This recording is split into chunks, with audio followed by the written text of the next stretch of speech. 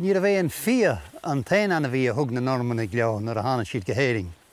Ní rá coinín amháin héin sa tír ag an am, agus de bíad na Normannig ó thug na coinín isteach mar ábhar bíg.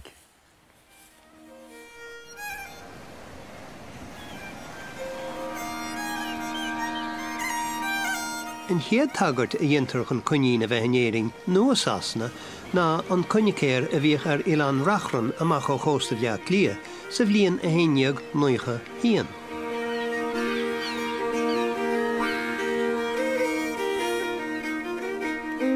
Déantar tagart do coinicéir eile a gonacht sa bhliain a dódhéagas a ceathir. Bhí siad a gildara, a dibradáran agus a rosláir thart ar an am chéanna.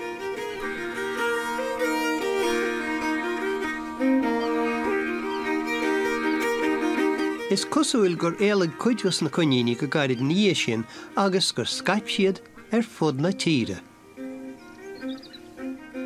Tá rion de han choinicéir faoi na crínta sin hall.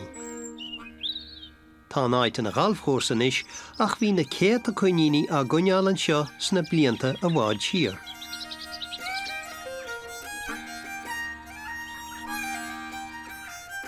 Hís faoin talla tá coinín seo a bailú ábhar chun nead, úsáidan sí fér agus clúb ó na colin hain.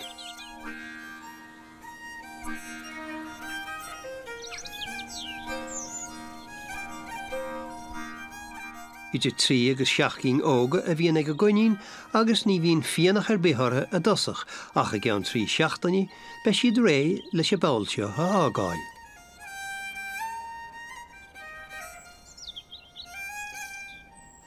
Bíon na coiníní ag siar fare agus a géisteacht mar ní fis cé as sa thucach an chéad contúirt eile.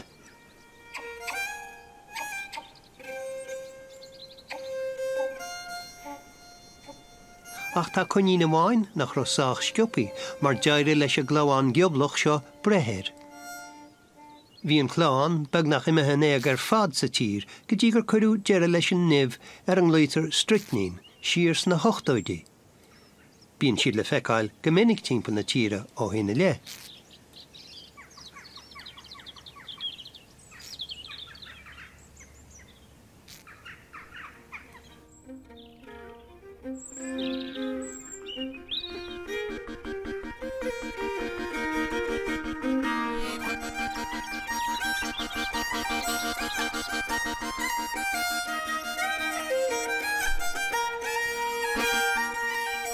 Tá na coiníní óga fás agus é ar a gomas an isis an bháthair a leannacht nuair a hain si os cían talla.